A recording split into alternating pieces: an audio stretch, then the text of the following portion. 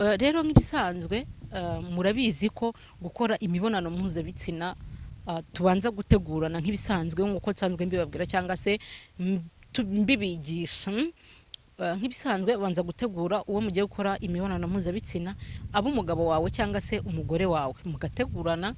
Ngira ngo ndi busubire mu buryo mutegurana kuko twarabwize haruguru.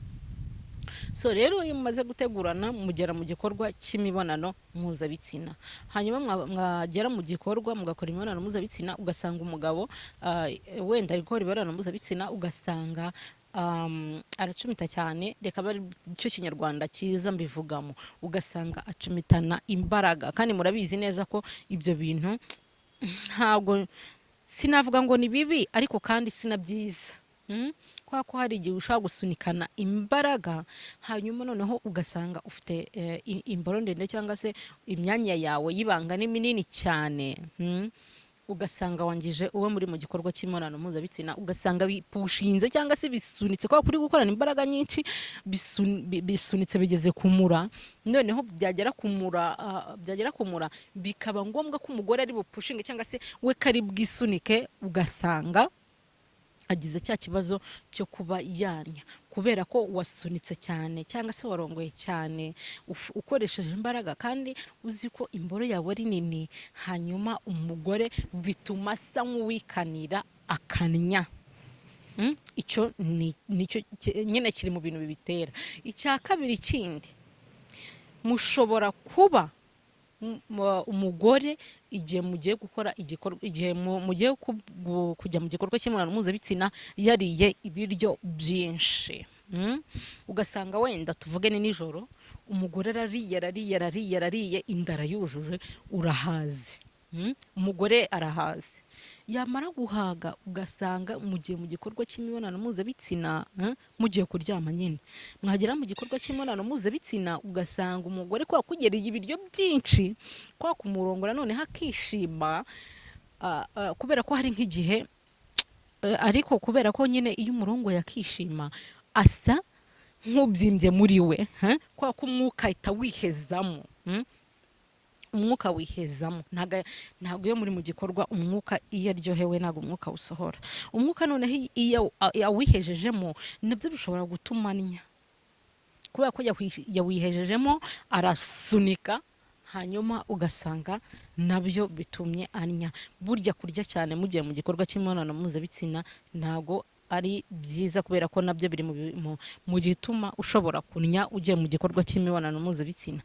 So ikindi cyangwa se nanone ikindi cya gatatu, ugasanga umugore wawe mugiye gukora imibonano mpuzabitsina nta mavangingo agira. Burya nabyo birakonta cyangwa se nabyo bitera ikibazo, ugasanga ntago agira amavangingo. Hanyuma kubera ko adafite ya mavangingo, wowe noneho urahatirije, uranyaje, wamuhatirije uranyaza kandi atanyara. Rero iyo umuhatirije ukanyaza, kubera ko burya iyo unyaza uba ukubita no kuri rugongo, kandi iyo ukojeje kuri rugongo we pressure yiwe irazamuka nyine, wenda agasa nk'uryohewe cyane cyane cyane. Noneho kwagupushinga nyine, kubera kwagusunikiririza unyaza cyane, bigatuma ashobora kwirekura, nawe akikanira kugira ngo abashe kubona ya mavangingo. Yakikanira aho kugira ngo amavangingo aze, ahubwo akanya. Nabyo biri mu kibazo kibitera. Rero wowe mugore uzi kutagira amavangingo, burya ni bibi cyane kwikanira igihe uri mu gikorwa cy'imibonano mpuzabitsina. Rero no kubibabwira, kubera ko iyo wikaniriye uri mu gikorwa cy'imibonano mpuzabitsina bishobora kwangiza umura wawe, abe umura wa nyababyeyi, uyu mura wakira intanga. Ushobora kwangirika, bikaba byakuviramo guturika k'umura, cyangwa se bikangiza icyo nakita nk'ikibuno, nk'umura nyine uri usohora imyanda, cyangwa se usohora umwanda unyuze mu kibuno, nabyo bikawangiza, ukaba wasa nk'upayutse cyangwa se ubaye munini nyine ukwedutse, ukagera aho nyine mu gihe uri mu gikorwa cy'imibonano mpuzabitsina ukajya uhora uninya. atari uko wenda atari uko cyagiye twaganiriye ubwashize ko aba hybrid cyangwa se abakorera inyuma cyangwa se abatwita abatinganyi ko iyo bakoreye inyuma bashobora kujya binera. Ushobora rero nawe mugore guhura n'icyo kibazo kandi udakorera inyuma. So rero nagira ngo mbabwire ngo nimba wowe uzi ko ufite icyo kibazo cyo kurya cyane, mbonereho kubagira inama abantu barya ibiryo byinshi mubare ntabwo si ukuvuga ngo kurya cyane, abantu barya ibiryo byinshi kandi muzi ko wenda muri bugere igihe cy'imibonano mpuzabitsina n'abatware banyu cyangwa se n'abagabo banyu, nabagira inama iyi ngiyi. Burya icya mbere ntabwo burya ari na byiza kurya nijoro. Usibye ko wenda ushobora wenda kugira inzara n'iki ariko burya ntabwo ari byiza kurya ibiryo byinshi nijoro. Burya nijoro inzobere z'abaganga zivuga ko burya nijoro ushatse wakwinywera igikoma, ku bantu bagishoboye igikoma se cyangwa se amata cyangwa se umugati, ukaba wakiryamira. Burya ntabwo ari byiza kurara uhaze cyane, kubera ko uzanarebe iyo uriye ugahaga cyane nijoro ushobora no kubura ukuntu uryama, ukarara wigaragura. Usibye n'icyo cy'imibonano mpuzabitsina ngo nyine wenda nuko ari nayo topike turi kwigaho, ariko no mu busanzwe kurya nijoro ugahaga ntabwo ari byiza. So ikindi nanone ku bantu barya nijoro cyangwa se ku bantu bakunda kurya nijoro, mwakariye tuvuge wenda saa 2 cyangwa se saa 12, saa 1, hanyuma mwamara kurya ayo masaha yo kurya mwariyeho bikagera saa 3 nta biryo bikiri mu nda, bisa naho byashizemo.